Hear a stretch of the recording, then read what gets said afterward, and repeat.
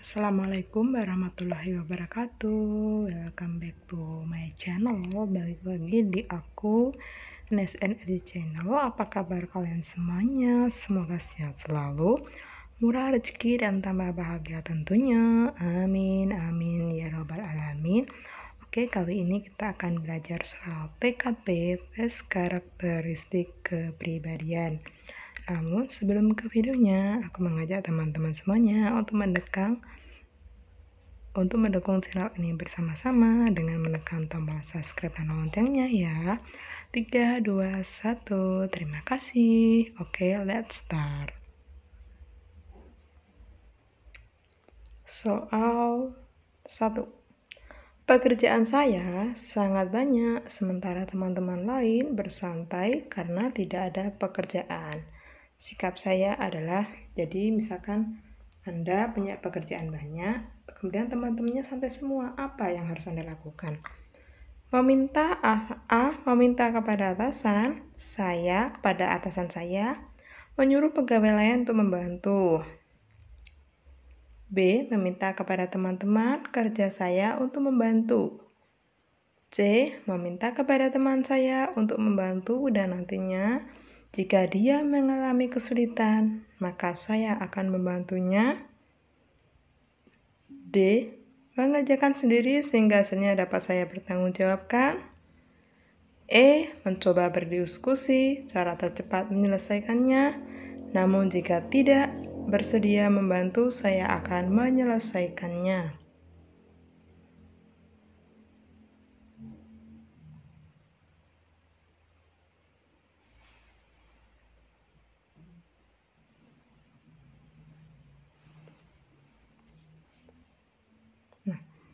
Skor 5 yaitu E, mencoba berdiskusi cara tercepat menyelesaikannya, namun jika tidak bersedia membantu, saya akan menyelesaikannya. Jadi memang sebuah pekerjaan itu ada cara tercepatnya, itu sudah pasti ya. Namun jika tidak bersedia membantu saya, jadi temannya tidak bersedia membantu saya akan tetap menyelesaikannya.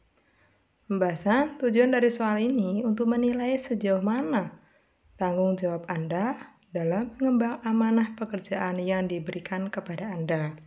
Jadi gini, di sebuah instansi, misalkan Anda dari teknik sipil, sementara teman-teman Anda dari administrasi perkantoran, otomatis kalau pekerjaan yang sifatnya menggambar, buat rap, itu otomatis teman-teman Anda yang dari jurusan administratif itu sama sekali tidak bisa membantu ya.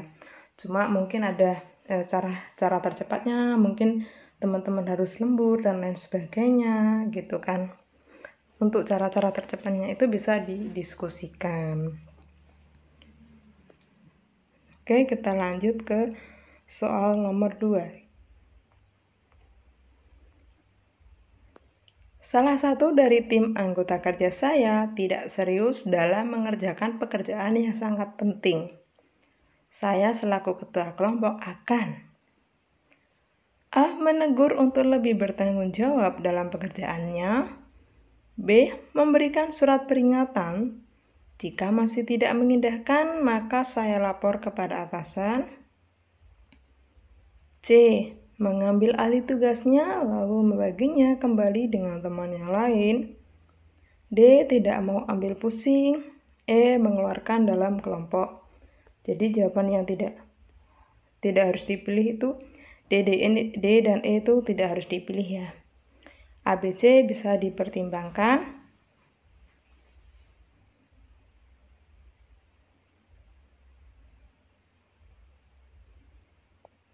Oke, kita lihat pembahasannya. Salah satu dari tim anggota kerja saya tidak serius dalam mengerjakan pekerjaan yang sangat penting. Saya selaku ketua kelompok itu pasti langsung menegurnya ya. Jadi kalau surat peringatan itu kurang pas gitu ya. Kita tegur terlebih dahulu bagaimana sikap dia ya kan. Nanti kalau sudah mentok itu baru surat peringatan pertama, kedua, dan ketiga. Jadi langkah pertama itu harus kita tegur dulu. serta meminta yang bersangkutan untuk bertanggung jawab terhadap pekerjaannya. Tujuan soal ini untuk menilai sejauh mana tanggung jawab Anda sebagai ketua tim dalam mengerjakan pekerjaan dan mengkoordinir tim Anda.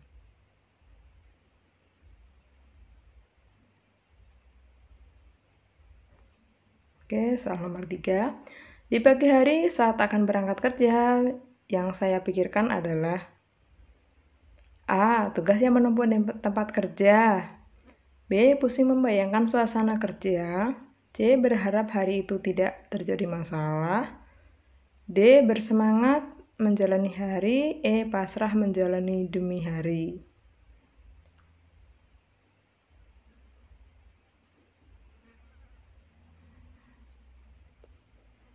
Jawabannya yaitu C. Berharap hari itu tidak terjadi masalah. Soal ini bertujuan untuk mengetahui sebesar apa motivasi dan tekad Anda dalam menghadapi segala kondisi dan tantangan untuk mencapai tujuan Anda. Jadi, kita dalam hidup harus punya motivasi. Kita harus punya tekad. Jadi kalau sekedar motivasi tapi kita nggak punya tekad yang bagus, nah itu kan juga kurang apa ya, kurang afdol, kurang klub gitu ya. Oke, soal nomor 4. Kondisi Anda sedang tidak fit. Mungkin terlalu lelah atau badannya agak gimana gitu kan. Sementara klien datang terus-menerus, maka sikap Anda adalah A. Meminum obat, kemudian kembali melayani. B. Meminta rekan lain untuk menggantikan posisi Anda. C. Beristirahat sejenak, kemudian kembali bekerja. D. Melaporkan kondisi pada atasan. E. Tidur hingga tidak bisa diganggu.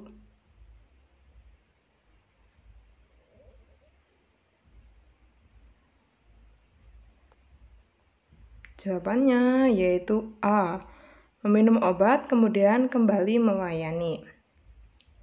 Soal ini bertujuan untuk sikap Anda ketika dihadapkan pada situasi yang memaksa Anda untuk tetap bekerja dengan baik meski ada gangguan. Duh, Kak, kenapa kok kita nggak pilih beristirahat sejenak? Di sini ada kata kunci dari soal itu. Kliennya datang terus-menerus. Berarti kalau terus-menerus itu kan satu maju, satunya keluar, satunya datang, satunya keluar, satunya datang. Nah, gitu kan. Nah, nanti kalau misalkan kita minum obat, itu kan nanti sambil melayani, nanti kan kita bisa sembuh dengan sendirinya. Nah, kan harapannya seperti itu. Soal 5, ketika sedang melayani pasien, saya menerima telepon penting dari suami. Sikap yang saya lakukan adalah, ketika sedang melayani pasien, saya menerima telepon penting dari suami. Sikap saya adalah, ini sedang melayani loh ya, bukan menjaga ruang rawat atau dan lain sebagainya. Ini sedang melayani, mungkin sedang menyuntik atau sedang memberikan atau sedang meminta data dan lain sebagainya. A. Meminta izin kepada pasien untuk menerima telepon. B. Meninggalkan pasien dan pergi keluar untuk menerima telepon. C. Mematikan telepon dan akan menghubungi suami ketika sudah selesai melayani pasien. D. Mengangkat telepon karena penting. E. Tidak menghiraukan dan membiarkannya berdering.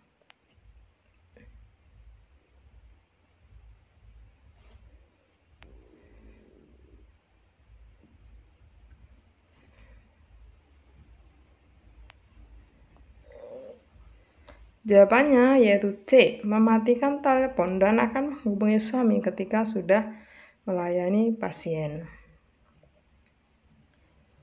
Untuk meminta izin kepada pasien itu nggak logis ya. Karena pasien itu kan ada yang umum, dia bayar, jadi harus dilayani dengan prima. Meninggalkan pasien dan pergi keluar, itu sudah nggak mungkin ya.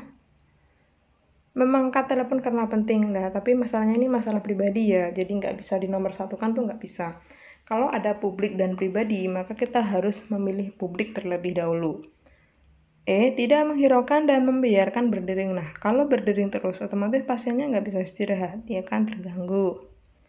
Tujuan dari soal ini adalah untuk mengetahui rasa kepedulian Anda terhadap pekerjaan. ketika kepentingan pribadi Anda berbenturan dengan kepentingan pekerjaan. Nah, ini jadi kita diminta memilih dua hal yang sama-sama penting. Otomatis teman-teman harus memilih pekerjaan terlebih dahulu. Karena itu kan ada janji-janjinya untuk bisa menjadi seorang ASN ya. Jadi janji itu harus ditepati dan dipertanggungjawabkan. Oke, kita lanjut. Rekan kerja Anda sedang sedih karena ibunya meninggal. Berarti Anda sudah tahu kalau dia sedih karena ibunya meninggal. Sementara Anda masih sibuk dengan pekerjaan yang menumpuk. Sikap Anda adalah A. Meninggalkan sejenak pekerjaan Anda dan menghiburnya. B. Menghiburnya ketika pekerjaan Anda selesai. C. Memintarkan lain untuk menghiburnya. D. Menasihatinya. Tidak ada waktu untuk bersedih karena pekerjaannya sedang menumpuk. E. Tidak peduli dan terus bekerja.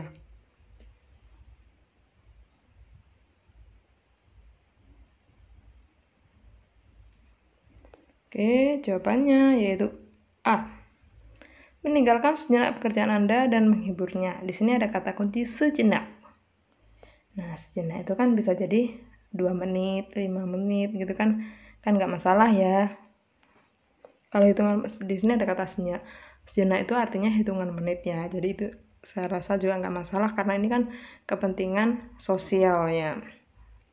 Dia juga rekan kerja. Ini kasusnya sosial ya. Meninggalkan sejenak pekerjaan Anda dan menghiburnya. Oke. Tujuan dari soal ini yaitu untuk melihat kepedulian dan kesigapan Anda ketika orang lain menghadapi atau mengalami kesulitan. Soal 7, respon saya ketika dihadapkan dengan perbuatan yang mendadak adalah A. Bingung bagaimana harus bersikap. B. Penuh harapan akan perubahan. C. Tertekan karena cemas akan dampak yang akan terjadi. D. Pesimis karena tidak dilibatkan dalam proses awal. E. Berhati-hati memetakan dampak politis perubahan.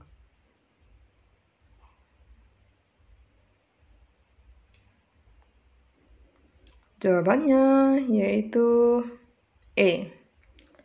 Berhati-hati memetakan dampak politis perubahan. Kalau bingung itu udah bukan pilihan ya. Jangan sampai kita menjawab bingung. Tertekan dan jauh cemas itu sudah pasti bukan jawaban. Pesimis itu juga sudah pasti bukan jawaban. Jadi kita ada pilihan di situ pada B dan E. Kalau yang B penuh harapan akan perubahan. Nah, harapan itu sesuatu yang kayak aku punya cita-cita ya. Kan kita nggak tahu cita-cita itu akan terkabul apa enggak. Nah, itu namanya harapan ya. Kemudian kalau berhati-hati memetakan dampak politis. Perubahan itu kan sudah pasti nyata ya. Kalau sudah pasti nyata. Jadi kita pilih yang E ya. Skor 5 yaitu E. Soal 8. Menurut saya, orang yang membuang kesempatan adalah orang yang A. Pikirannya bercabang dan tidak fokus. B. Menunggu bantuan pihak lain. C. Mundur tanpa mau mengambil resiko. D. Menunda-nunda waktu dan kesempatan. E. Bertahan pada prinsip dan usaha mereka. Menunda kesempatan. Wow, ada kesempatan kok dilewatkan.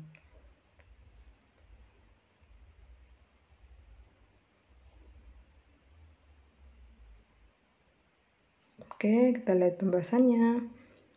Jawabannya yaitu E, bertahan pada prinsip dan usaha mereka. Nah, jadi kenapa sih orang itu kok membuang kesempatan atau dia tidak mengambil kesempatan? Dia berarti orang yang bertahan pada prinsip dan usaha mereka. Jadi dia memang punya prinsip seperti aku bekerja seperti ini aja gitu, misalkan seperti itu ya.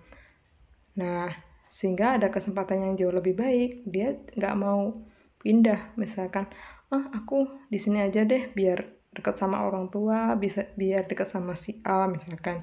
Aku nggak usah jauh-jauh. Nah, misalkan seperti itu. Sehingga dia tidak mau mengambil kesempatan di luar sana yang jauh lebih baik. Itu sudah pasti jawabannya.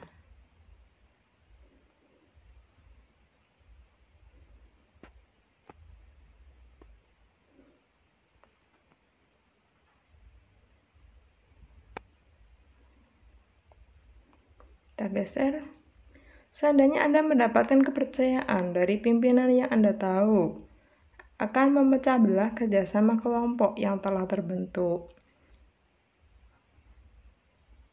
Kita ulangi, seandainya Anda mendapatkan kepercayaan dari pimpinan yang Anda tahu akan memecah belah kerjasama kelompok yang telah terbentuk. Nah, ketika menghadapi situasi seperti itu, sikap Anda adalah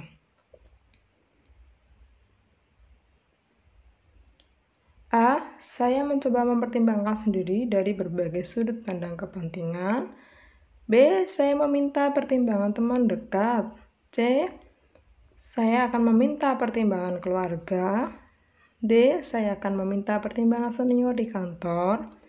E. Saya akan meminta pertimbangan kelompok kerja saya.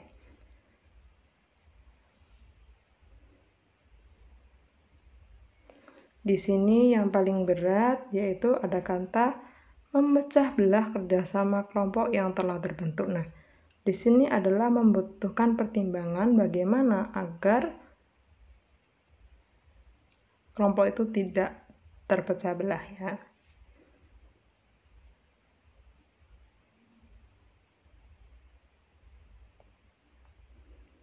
Jawabannya yaitu E. Saya meminta pertimbangan kelompok kerja saya.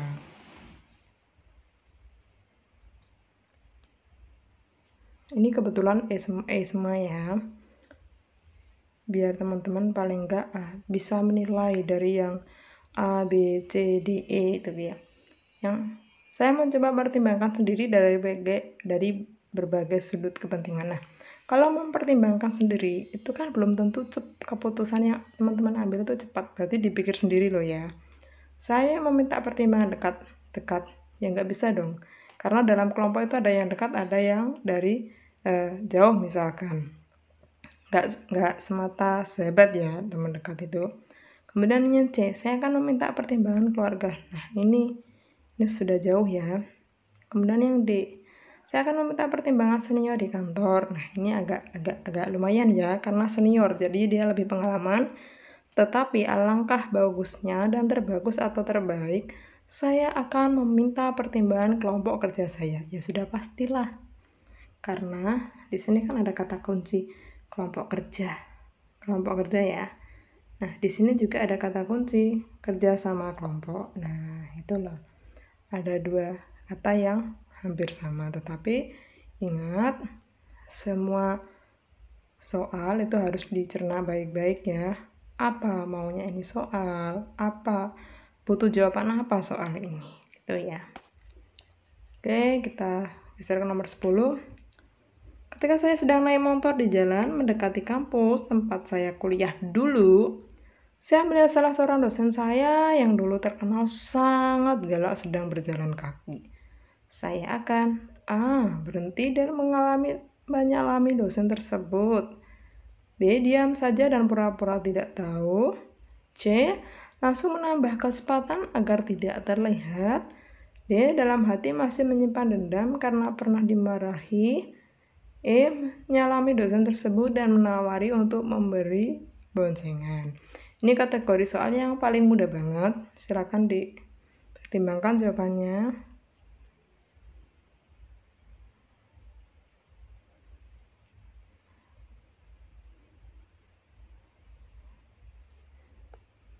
Jawabannya yaitu E. Kita simak, berhenti dan menyalami dosen. Di sini kan seorang dosen yang dulu sangat galak sedang berjalan kaki. Nah, di sini ada kata sedang berjalan kaki. Nah, kasihan kan ya, sudah tua berjalan kaki. Nah, pura-pura lah. Ini ada kata pura-pura sudah bukan pilihan ini. Langsung menambah kecepatan. Wow. Ini ABG nih ya. Dalam hati masih menyimpan dendam. Nah, itu juga nggak bagus ya. Oke, jawabannya yaitu E, menyalami dosen tersebut dan menawari untuk memberi boncengan. Masalah dia mau dibonceng apa enggak itu kan urusan belakang ya. Yang penting kita sudah minimal menyapa, menyalami, kemudian menawari. Ketika saya sedang naik motor di jalan, oh ini sudah tadi ya, kita lewat. Ketika saya merasa dikhianati oleh teman baik saya adalah wow, dikhianati ya, susah nih. A. Menghindar darinya agar tidak emosi ketika bertemu. B. Mencari teman lain yang dapat jadikan teman bicara. C. Saya meredam emosi saya dan mencoba berpikir jernih. D. Segera memutuskan hubungan pertemanan karena merasa tidak dihargai. Yang menceritakan pada orang lain apa yang sudah dia lakukan agar orang lain tidak menjadi korban.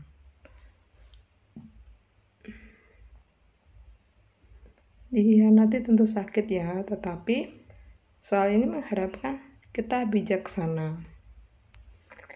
Oke, kita pilih jawaban yang paling bijaksana.